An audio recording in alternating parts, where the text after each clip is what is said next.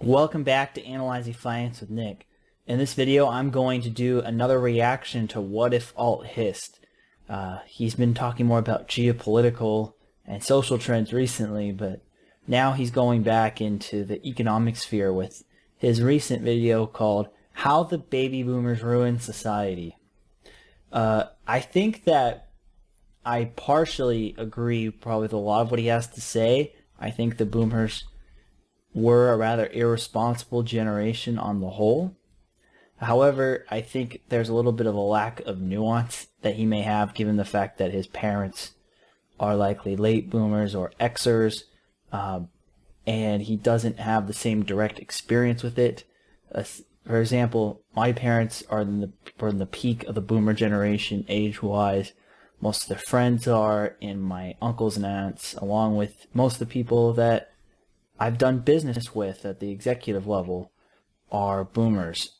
And I've noticed a lot of trends, both positive and deleterious, about this generation from those experiences and my reading on generational theory and studying of what has happened in the world economically the last 60 years. Without further ado, let's get started. The boomers grew up in what could possibly be considered the best era in history. There were so many things that had gone right, it's kind of shocking. Okay, the 1950s and the 1960s is the best era in history as a common trope, and from an economic perspective, it's not even true. I mean, the best time really in economic history would be the 1990s. This was right when the Cold War had fallen, so a lot of the geopolitical tension in the world was gone and was at all-time record lows. You had record levels of growth and productivity and GDP per capita in the developed world, and just a lot of prosperity to go around through the opening up of free trade in a lot of countries that were behind the Iron Curtain of communism, and living standards rose and real wages were at a 16-year high. It took 17 years for real wages to recover from their turn of the 21st century highs, whereas social income progress kept going through the 50s and the 60s. And in the 70s, you had, for all the hard times there was, you still had living standards rise. You really didn't see the issues that causing whether the major decline in living standards and real wages start until 2000, 2001. So I would challenge that idea that the 50s and the 60s. Again, the exception would be maybe Russia. I think maybe the 1950s may have been the best time to have lived if you were Russian, because the Soviet Union was fairly strong and in good enough shape to take care of its people, whereas in the 90s, Russia was a mess. But for the rest of the world, I would definitely say that the 90s were far more prosperous than the 50s. The Industrial Revolution had created mass advances in productivity. Wages had been kept artificially down for various complicated economic and political reasons in the pre-World War II world. But after the war, the standard of living grew at the fastest level ever in human history. Basically, every standard of living statistic between diet, physical health, the strength of social communities and networks, low political stress, and the like were at the best levels in history. This really was a golden age to be a normal human being.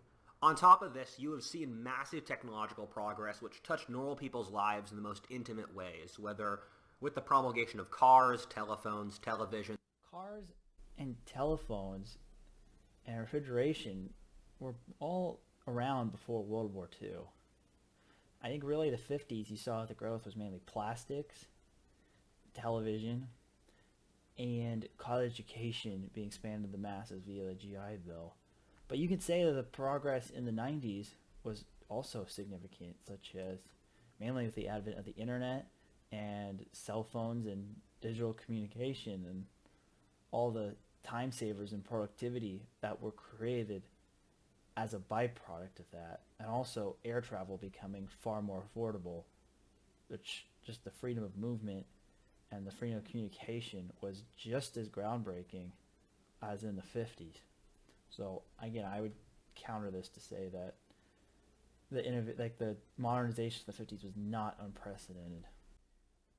washing machines, birth control pills, and the like, making life much easier on a daily basis. The world was the least crime-filled and the safest of any era before, ever, and pandemics and endemic disease. And you see with that crime rate chart, the 90s also has a similar levels of crime at record lows. Diseases simply did not exist in a real way. At the same time, there were countless epic national projects like the Marshall Plan, launching a man on the moon, or the construction of the National Federal Highway System. The population was growing incredibly fast, but food and every other kind of supply were exceeding it. Most American boomers, and I'm guessing conditions are similar in Europe, grew up in overwhelmingly safe and wealthy, by historic standards, societies. Only through understanding these conditions can we comprehend the cultural shifts that went with the baby boomers. In effect, we can construct what amounts to a boomer mentality, or a dominant boomer assumption of the world that transcends all political ideas or religious viewpoints. This boomer assumption and worldview being, I want everything now, with nothing saved for the future, while at the same time also, judging and making assumptions about others in any regard is the worst possible sin. Yeah, I would agree to a certain degree with the assessment of both points number 1 and points number 2. You could see that with just how the views of the idea of carrying credit card balances or student loan balances, which are things that were really considered culturally unacceptable prior to the boomers, and just the general just cavalier and liberal attitude towards debt financing is a baby boomer phenomenon. I would agree with him on that. And a lot of people live in today as if there are no consequences, whether in this world or in the afterlife, even if they nominally profess that they are like fiscally responsible or have a certain religious belief. Their actions imply otherwise, and that is a fundamental thing. A lot of live for the now mentality is true. However, I don't think it's as widespread and universal. I think a lot of the criticisms that WhatifAltHist has for boomers, I'm going to get into this later, are more the byproduct of boomers who grew up in upper middle class and above backgrounds. And the fact that they set the moral standard, because that's historically what an upper class is supposed to do, is set the moral standards for the rest of society, not only shirked that responsibility, but promoted an image, a more hedonistic and self-centric way of living is what trickled down to the rest of society if you think that moral degradation and economic irresponsibility is a real concern. It's more of the behavior of the elites in this generation than everybody as a whole. Good things now as possible makes sense with the historical conditions the boomers lived under, in that, for one, they had experienced the most rapid growth in standard of living ever in history, and it's insane how the baby boomers lived very comfortable lives, but many of their parents were coal miners, or helped establish the West, or lived in horrible conditions, so the idea that things would inevitably get better seemed ingrained to them. And on top of that, this was the first era of nuclear weapons, and so people were basically thinking to themselves, why would I save up if nuclear Armageddon could be tomorrow? I don't think anybody actually factored in nuclear weapons. I mean, the Cuban Missile Crisis was like the peak of the scare, and that was 1962. And both of my boomer parents were not even in third grade yet when that happened. So, yeah, that's not really. I don't think people are saying, "Oh, the world's going to end tomorrow, the nuclear bomb. Why don't I spend all my money in Vegas or rack up my credit card debt?" I don't think it comes from that at all. It may come from the fact that just the life was generally easier, because it really had to do with two things. There's a population curve dynamic where you had a big demand growing from all these people needing to consume goods and services. And so they needed more demand for labor to provide them, and they happened to be there to get it. And they also gained from the demand gains from globalization, and they just happened to be there. And asset prices happen to be much lower, so the cost of living relative to wages was very low at the time. So the risk really of living for the now was a lot lower. But I'd argue that the YOLO living for the now lifestyle was actually more prominent in the 2010s than in the 60s and the 70s. Look at the rise and fall of cryptocurrency really as the example of that. I think that is a product of monetary policy. When you have zero interest rates, there's no financial incentive to save, and those incentives translate to other lifestyle choices. You're basically zero interest rates is effectively telling society whether as a signaling mechanism, whether I don't think this was intended by the Fed or any of the central banks to do, but it is effectively a signal saying the future is worth less than today, or the future is not worth a dollar in the future is not worth any more than today. Therefore, any delayed gratification has a negative value, and that is what promotes it. And there was a lot of financial repression in the 60s. You had rising inflation, and interest rates really weren't catching up to it in the 70s. So a lot of it could have been a byproduct of that. So I think this whole idea of the threat of nuclear war created short-term consumption preferences. It's a really, quite frankly, a dumb idea.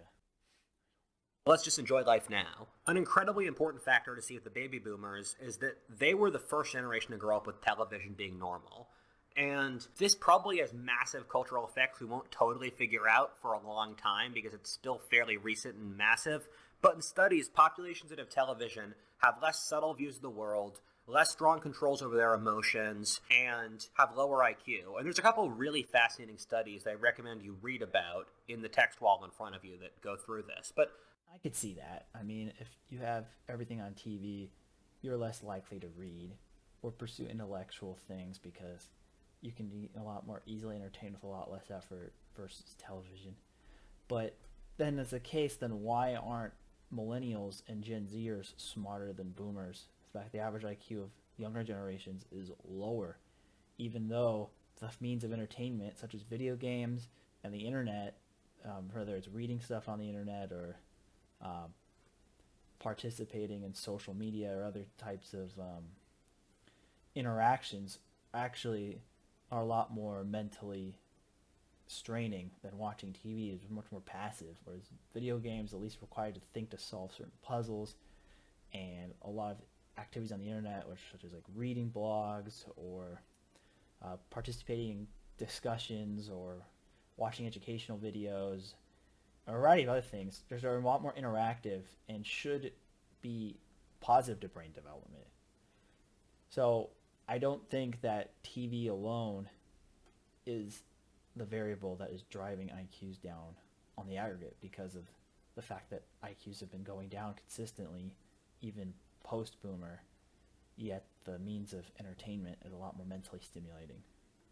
for the boomers, it was a giant experiment of introducing television into the world and to see what would happen. For mass media, the way you entertain yourself by getting stories was through reading, and a big difference between reading and television is that reading is inherently introspective, in that it's something you do alone and you think about what is happening in front of you in the story. So is the internet, mostly. Most internet behavior, you see people on their phone, they're by themselves just reading their stuff, even if they're sitting next to each other. So I think you're just kind of refuting yourself on this. And on top of that, through a book, it tells you what the internal monologue of the characters is. Well, in television, you're watching this, and they're playing music in the background that tells you how to feel, and also you can't figure out what the character's internal monologue is, you're just watching it. And that requires a less degree of comprehension and a less degree of thoughtfulness than reading does. Also, there was a rapid shift in parenting styles of the baby boomers, in which in previous generations, the idea was that the role of parenting was to get children to grow up to be adults. And you should put responsibility in children's hands and tell them to adapt to the adult world so as to be ready for adult life. But with the baby boomers, there were new theories of parenting that gained large currency, which basically said you should try to appeal to your kids and work with them more and be more generous with your children and not try to control them too much. I would completely disagree. I think this only, again, applies to privileged WASP parents in the Northeast, because I don't really know. A lot of boomer kids had either immigrant parents or parents who had different backgrounds, and they were generally much stricter than the boomers themselves were as parents. Just use my own example of my grandparents versus my parents. My grandparents were far tougher on my parents in terms of discipline and the use of shame and gaslighting and emotional manipulation than my parents were towards me and my siblings. And I see that as a common trend with people of my grandparents' generation, the greatest generation, are silent. Were much more harsh and disciplinarian and bottom line focused than boomers ever were. So actually, I think it's the opposite. The boomers were probably more rebellious because they had stricter parents. And I think also the fact that most of these people fought in World War II, the parents' generation, their fathers had a very militaristic probably style of parenting and a very militaristic style of running corporations. Like IBM, the idea everybody wore the blue shirt and the skinny tie, and there was no room for flexibility. The 50s were known as a time of strict conformity. And I think that the boomers themselves, if anything, were the ones who adopted new parenting techniques. And the negative consequences of those new parenting techniques were resulted in the behavior of my generation, the millennials, and Gen Z after. These boomer parents, I think, again, the boomers in general grew up probably with stricter parents, and a lot of them were rebelling. I think the exception maybe, or again, some of these wealthier WASPy families in the Northeast whose kids became what is the hippies. Like my father was a boomer, and I asked him always growing up, like, you were alive during the 60s and the 70s. Did you ever hang out with any of the hippies or the Haight-Ashbury stuff or anything like that? And he told me no. I had to go to school and get a job like most normal people. The only people who were able to participate in all that stuff were trust fund babies from the East Coast who would just hang out in San Francisco and didn't have to worry about money. The idea that all of us were hippies, he told me, was largely just a collective societal myth. And that makes a lot of sense to me. Otherwise, the economy would have collapsed if this was a mass-scale thing. I think it was really just a certain privileged children from well-to-do families were the ones who were the so-called counterculture of the 60s. And I think it's unfair to blame the rest of the boomer generation for that. Unless they don't get neuroses like what Freud talks about. And so you had a generation of much more permissive parenting than what you would have gotten before in history. When the boomer generation first made itself felt, this was incredibly plain to see. In fact, due to their raw demographic strength, the 60s, when the oldest baby boomers were in adolescence, almost has the feel of a national civil war in America to it. The 1960s is easily one of the greatest cultural shifts. I don't think it's a civil war. I just think it's a national uprising of teen angst when teenagers are the biggest chunk of your population.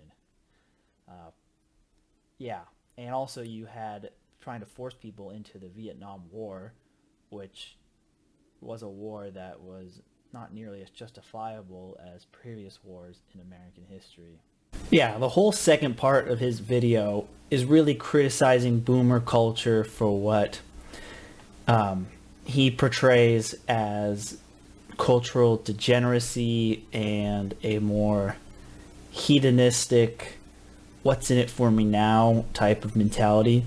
I have my own opinions on this from a social and moral perspective, but for my audience of this channel, from an economic perspective, there were main two effects of the rise of social liberalism, for lack of a better term. The first one was demographic. Boomers around the world did not have as many kids as previous generations, and the invention of the birth control pill probably had something to do with that. And also just I'd rather enjoy my life now and maybe afford to go on more vacations or buy a nicer car than having a second, third, or fourth kid is also part of that. So there's a demographic impact to it. And actually, now I think about it, there's three side effects that this cultural change that are economic. The second one is the increased permissiveness of divorce. I bet most of you guys are familiar with the old economy Steve memes where it shows like this boomer who graduated from college in the 70s or early 80s at the latest and was able to buy a house at not much higher than their income and was able to save a lot more because just the cost of living was lower, but real wages were not nearly as low. They were actually higher. Nominal wages were about maybe half of what they are today, even though the cost of living has gone up by maybe 3 or 4 times. And so you see these memes that was like, back at my day, I was at a house by the time I was 25 and I just had a factory job. And now these people graduate from college are so lazy that they can't even buy a house until their 30s, which is basically, it's arguing that is a shot at millennials, but what the memes are really just a parody of this mentality that the world was relatively easier. And the reason why this relates to divorce is because the boomers by far were the most permissive of divorce and the most active divorced generation. Like 60% of boomers approximately had divorced from their first marriage, whereas succeeding generations it's closer to 36 to 40%. And that was really the only thing. Like, assuming you finished school and did not have any drug problems or did not have any kids before you're married, you were basically guaranteed an upper middle class lifestyle, unless if you got divorced. And divorce destroyed so much wealth for that generation that it's part of the reason why a lot of the boomers are not able to save for retirement the way that they thought they were, or they had to stay in the workforce longer than expected because of the economic damage of a divorce. And so that has some real economic implications, and it also has a lot of kids growing up in poverty or poor conditions than they would otherwise, which also has impact on future spending decisions, future decisions whether they want to get married or not, because they saw their parents get divorced and they're like, I don't want that to happen to me, so I may not pursue having kids, and that compounds under the demographic problem. The third economic implication is consumerism became a much bigger thing. Like, if you have this more live and let live for the now type moment instead of preparing for the future, instead of a culture that prioritizes savings. However, I think interest rates drive the incentives for savings more than what WhatifAltHist would give credit for. You have be able in the short term, you're accelerating economic growth, because if you have a culture that is willing to spend more beyond its means, you have more spending now, which means those businesses have more sales and they could reinvest more and sell even more stuff. And it's a virtuous cycle. However, when it comes time to pay all that debt back, you have bigger busts. The busts post the boomers coming of age, like in the 70s and the early 90s and the 2000s, were bigger than the busts in the 50s and the 60s for this very reason. Also, you had the Fed more willing to protect interest rates staying low because of this level of debt that had policymakers concerned that has been generated on a consumer level and on a governmental level. And so when this generation dies off and you have more fiscally responsible generations coming after them who are not have the same willingness to live above their means, that could be a real crunch in the economy for generations to come. Like, this is what happened in Japan. Japan's boomers are slightly older than American and European boomers. And so that's why it happened earlier. And their willingness to spend was what propelled a lot of the bubble in Japan in the 80s. And then once they got too old to spend or had to pay back the debts or started dying off outright, the Japanese economy imploded and economic growth has not been there the same. So in terms of the social liberal stuff, that's kind of not really in my realm of conversation for this channel, but there were 3 economic consequences to that change of the culture. Accelerating consumption now versus in the future. So you're borrowing now to get the future growth of the economy early. The economic damage from divorce and then demographic factors of having less children, or the succeeding generations being scarred by divorce, so they won't have children at all either. The other real major consequence to the boomers' social views and their impact on economics, and particularly the economics within their own families, is their views on wealthy boomers. And I think, actually, as I've said with my critique, my father's critique of the hippie generation, a lot of the criticism of boomers is not particularly the whole class of boomers, but maybe how the wealthy boomers have come to view the world. Because there's a study, and it's headlined in Seattle Business Magazine 2011, called "Baby Boomers May Be the First Generation Not to Pass Wealth On to Children."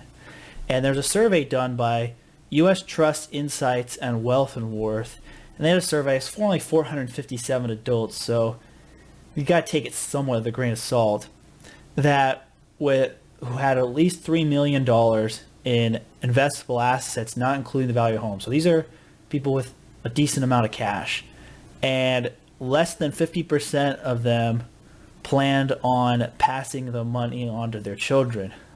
They were either preferring to either spend it on charity or to live a more enjoyable life in their retirement for the now. And I've seen similar studies from other financial advisory firms, such as I think Ameriprise did one. I couldn't really find it when I searched for it, but if I do, I'll put it in the description, that a lot of the wealthier boomers have less interest in passing on their wealth to their kids, whether they want to spend it themselves or donate to charity instead. And on top of that, you have also a lot of boomers just not saving properly for retirement due to this prioritizing their own interests over their family in the future. And this also, 62% of them had no plan for caring for their aging relatives or parents. So that is kind of the epitome of the boomer mindset, which I think really is what angers the millennials. Like, some don't simply have the means, so you can't really blame them for that. But there's a lot of boomers who simply just don't want to either pass on their money to kids' inheritance, or don't help them with things such as a down payment for a house or their weddings or other things like that, even if they have the means to do so. And the consequences of that, again, maybe charitable foundations are going to do a lot better when the estate turnover happens than expected. But the expense, again, will have a poor generation. A lot of them were banking on some sort of inheritance to make up for the fact that their careers weren't panning out as well as they thought, are probably not going to get it, or if they do, it may be a smaller amount than expected.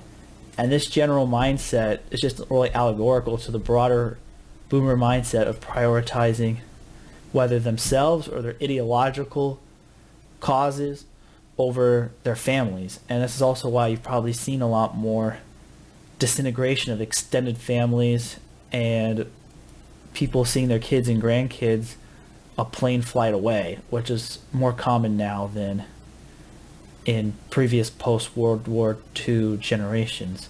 Due to the ease of their existence, the boomers were academically and intellectually less vibrant than previous generations. You struggled to find very many good boomer intellectuals, philosophers or thinkers.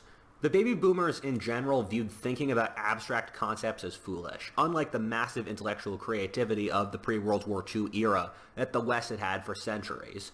You see this decline in the complexity of language as spoken by presidential candidates over the 20th century, the references pop culture makes, or the type of movies which are made, switching from historic and cultural to ones about superheroes. The baby boomer worldview really doesn't believe in abstract concepts, trying to maximize sensory pleasure, money, and the lowest common denominator. You can see this in the erosion of the importance of history or philosophy in education. This just sounds like a typical academic lament. I mean, if you look at pamphlets and historical documents and books that cater to the middle, working, and lower classes of their days, they weren't any esteem of high culture. And this kind of goes back to the Old Money series, where I talk about the reason why we don't know about family bloodlines of people outside the wealthy because they just didn't have records.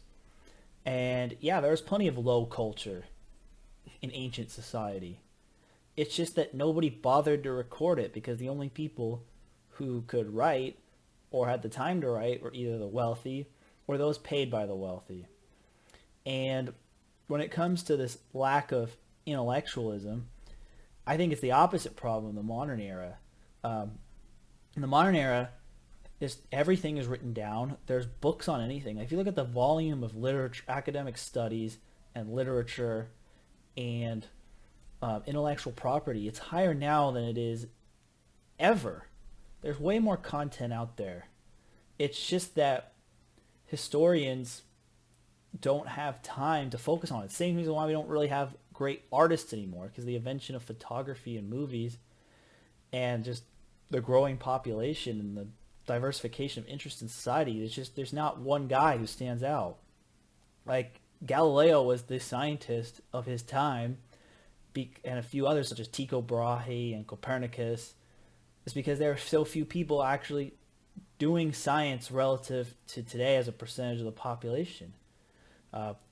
And I also think that, yeah, there's a lowest common denominator element, because in a market, if you could sell to the most amount of people, and if your politics, if you can get the most amount of people to vote for you, you'll win. But that element not being in society in the past seems to be not really true, and just like the typical intellectuals lament. I mean, I've fallen for this too, criticizing how low culture and how lowbrow a lot of things are. But there's plenty of highbrow stuff out there if you look for it. And it's just, and again, a more diffuse society, there isn't just one defining collection of the classics, because there are just more people writing more stuff and more differences of opinion. Idea of high culture, with the boomers eschewing the art, food, literature, and the like that previous eras held in esteem. An example of this is the boomers really did not like French food, which was held to be the highest class food in previous eras, and instead replaced it with Italian food, which in America was the food of peasants living in the ghetto. You can see that. Has he ever been to Italy before? There's plenty of high class Italian food, and Italian culture is a very high class thing. That's where a lot of our modern specialty manufacturing, that's what Italy does, whether it's luxury goods or advanced machinery or things, that's what their whole economy is built on. Italy and France have always been 1 and 2 for food. It's just that, and again, French food is still considered the classy food. Maybe Italian food just tastes better. This obsession with money, and that the only intellectuals who have made a dent in modern society are economists. And most boomer presidents viewed the economy as their only or top issue. To try to be cultured in a boomer circle is to try to be superior to the group and thus arrogant. Why is that a bad thing? That's my critique here to WhatifAltHist. And maybe I'm biased because I'm a more intellectually minded person who studied economics when I was in university, and I have a profession where my knowledge on economics is very commiserate to my income and to my value in society. So I'll put that acknowledgement of that bias out there. However, economics, unlike other social sciences, has a lot more practical applications. Like if you improve economic policy and find a better way to manage the economy, or find empirical data that shows that certain things work and certain things don't, that improves more people's lives and standard of living than any sort of thoughts on history or literature or the arts or other social sciences. I mean, just look at, for example, how changes in economic policies in countries such as Singapore and Costa Rica and Chile in the modern era has resulted in meaningful improvements in standard of living, and whereas other countries who went the wrong way on that, such as North Korea, have remained bitterly poor. And with the reason why a lot of the great intellectual minds, such as the Milton Friedmans of the world, moved into economics, was because the economic problem was, one, the defining conflict of the Cold War, was to figure out which economic system was really the best for humanity. That was a lot of the ideological drive. And you're right on the front lines of the Cold War from an intellectual perspective if you were studying economics or business.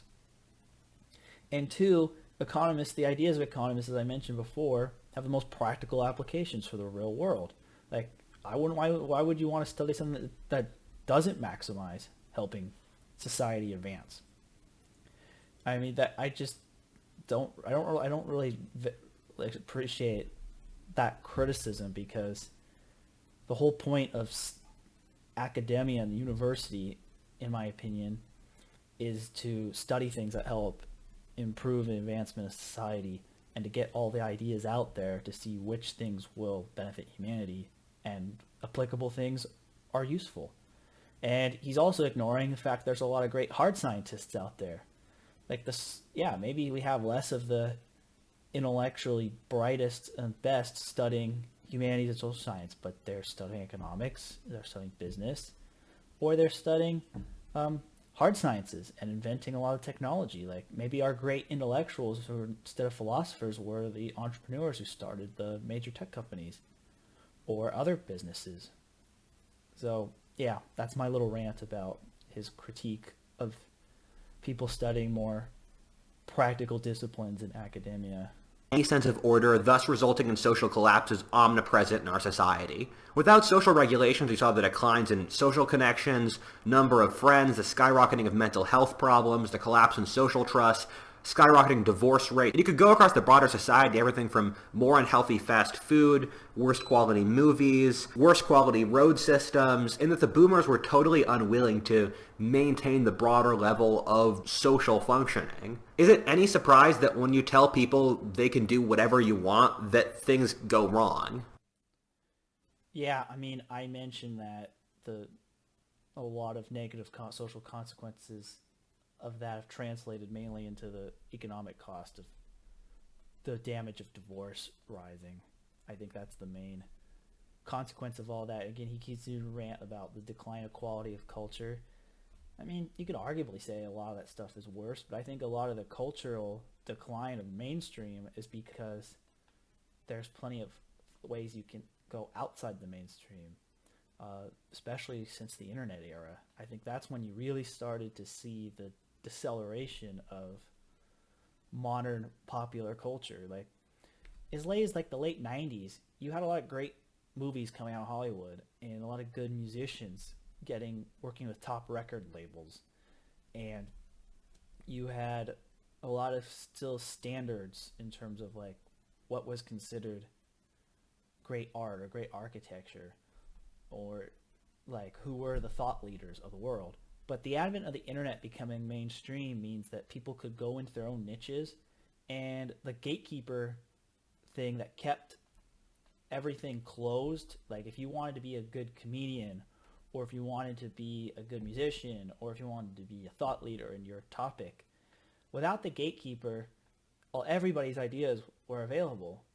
And therefore, people didn't really only have to choose to consume the ideas or the products or the services of the people approved by the gatekeepers. We have maybe not a single TV show today that's popular, say a Seinfeld or Friends, but if you log into Netflix or Disney Plus, you have just so many more options, and a lot of them are better for you as an individual than any of those shows would have ever been.